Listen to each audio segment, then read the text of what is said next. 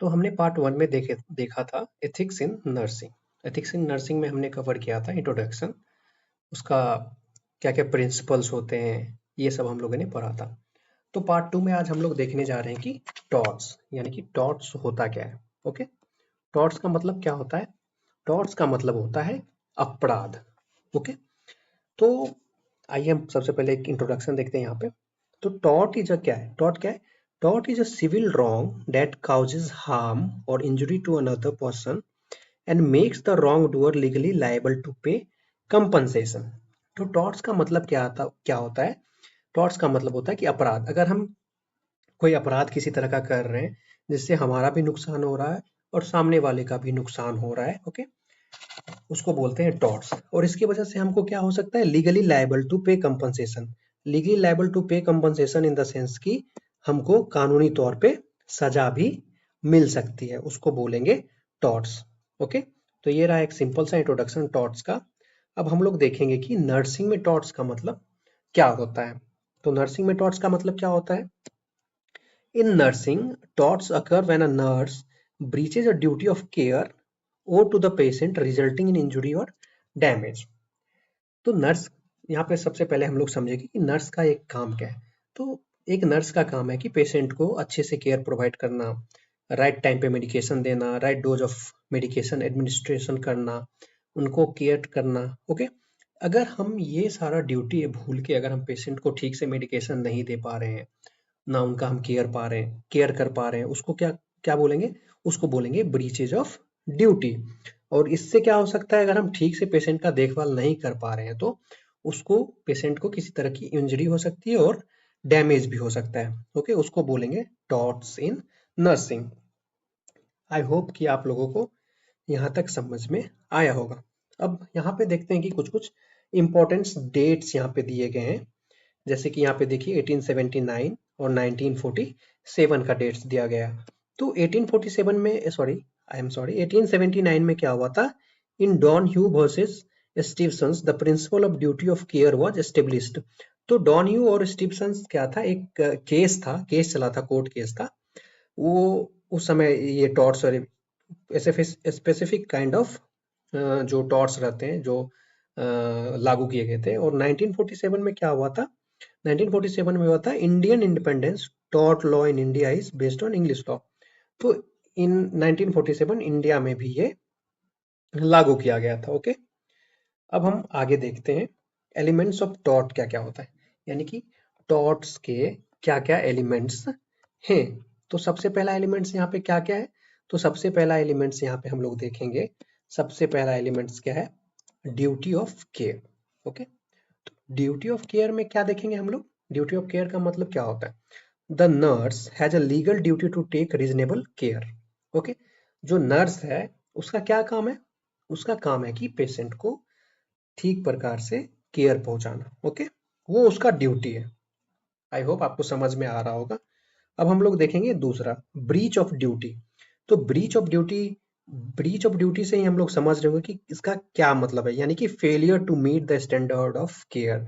हम ठीक से पेशेंट को केयर नहीं दे पा रहे हैं, उसका देखभाल नहीं कर पा रहे हैं, ना उसको हम टाइम पे मेडिकेशन कर पा रहे हैं, ना हम उसका टाइम पे किसी भी तरह का टेस्ट कर पा रहे हैं, उसको बोलते हैं ब्रीच ऑफ ड्यूटी। ओके, अब हम लोग नेक्स्ट में देखेंगे क्या है? कॉशन।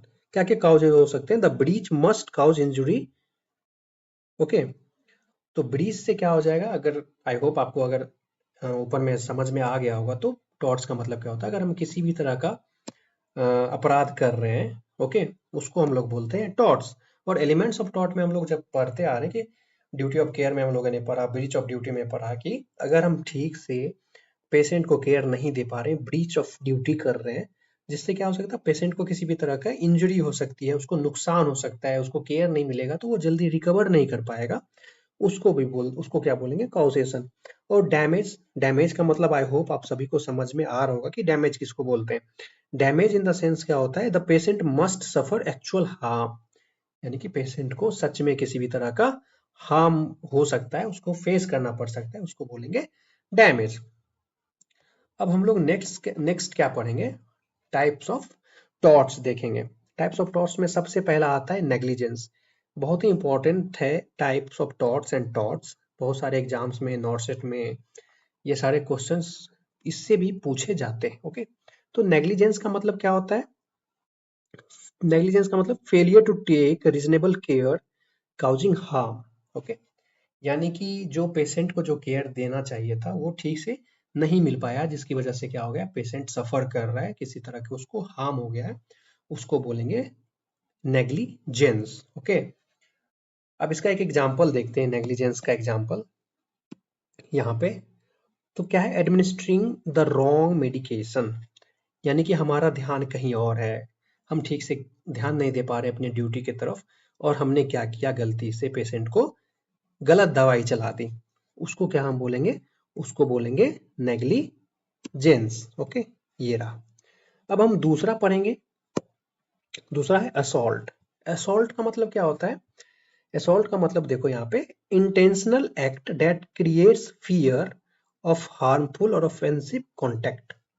असॉल्ट का मतलब होता है, यानी कि इंटेंशनल एक्ट, हमने जानबूझ के पेशेंट को धमकाया या फिर पेशेंट को थप्पड़ मार दिया। ओके, पेशेंट को बोल रहे कि ये चल, ये दवाई खा ले, नहीं तो पिट जाएगा तू। अगर हम कुछ इस तरह का काम कर रहे हैं, वो किस तरह के टॉर्ट्स में आता है? असॉल्ट टाइप्स ऑफ टॉर्ट्स में आता है। ओके, नेक्स्ट हम लोग देखेंगे बैटरी। असॉल्ट टॉर्ट्स का एक एग्जांपल देख लेते हैं। इसमें क्या है, threatening a patient with injury, यानी कि पेशेंट को किसी तरह का धमकी दे रहे हैं या फिर थप्पड़ मार के या फिर किसी तरह के इंजुरी उसको हम करवा रहे हैं, उसको बोलेंगे असॉल्ट। नेक्स्ट आता है हमारा बैटरी। तो बैटरी में हम लोग क्या देखेंगे, intentional non consensual physical contact. Okay, ये बहुत ही इंपॉर्टेंट है। अब देखो बैटरी का मतलब क्या होता है, intentional non consensual physical contact, यानी कि जानबूझ के बिना पेशेंट की अनुमति से अगर हम किसी को फिजिकल गलत तरीके से पेशेंट को छू रहे हैं, गलत जगह पे टच कर रहे हैं या फिर जानबूझ के गलत तरीके से उसको हम छू रहे हैं, तो उसको बोलेंगे बैटरी। ओके, तो इसका एक एग्जांपल देखते हैं यहाँ पे। तो एग्जांपल क्या है, forcibly restraining a patient without justification. Restraining का मतलब क्या होता है, अगर हम जबरदस्ती किसी पेशेंट को जानबूझ के बांध रहे हैं, हाथ पैर बांध दिया, ओके, रिस्ट्रेन कर दिया विदाउट एनी जस्टिफिकेशन, बिना उसको हम समझाए कि हम तुम्हारे साथ मतलब क्यों हम रिस्ट्रेन कर रहे हैं, और हमने जबरदस्ती उसको पकड़ के उसका हाथ बांध दिया या फिर पैर बांध दिया, उसको हम बोलेंगे बैटरी। ओके, नेक्स्ट हम लोग देखेंगे डिफेमेशन, यानी कि डिफेम करना। ओके, डिफेम का मतलब आप सभी को समझ में आ ही रहा होगा, यानी कि इसका मतलब क्या होता है, harm to a person reputation through false statement. Okay, यानी कि किसी डिफेम करना मतलब किसी भी आदमी के बारे में गलत गलत बातें करना, उसके बारे में फॉल्स इंफॉर्मेशन करना, उसके रेपुटेशन को खराब करना। ओके, उसके कैरेक्टर्स को जज करना, उसको बोलते हैं डिफेमेशन, डिफेम करते हैं उसको। ओके, इसको एक एग्जांपल से हम समझते हैं, spreading false information about a patient. इसका एग्जांपल क्या है, यानी कि पेशेंट के बारे में गलत जानकारियां स्प्रेड करना, गलत इंफॉर्मेशन स्प्रेड करना, उसको बोलेंगे डिफेमिनेशन। आई होप आपको इतना समझ में आया होगा। एक बार रिवीजन करके देख लेते हैं। सबसे पहले हम लोगों ने पढ़ा टॉर्ट्स। टॉर्ट्स का मतलब क्या होता है? टॉर्ट्स का मतलब होता है अपराध। ओके, तो सबसे पहले हम लोगों ने क्या पढ़ा? सबसे पहले हम लोगों ने पढ़ा टॉर्ट्स। ओके, उसके उसके बाद हम लोगों ने देखा इंपॉर्टेंट डेट्स। ओके, उसके बाद हम लोगों ने देखा एलिमेंट्स, फिर देखा हम लोगों ने टाइप्स।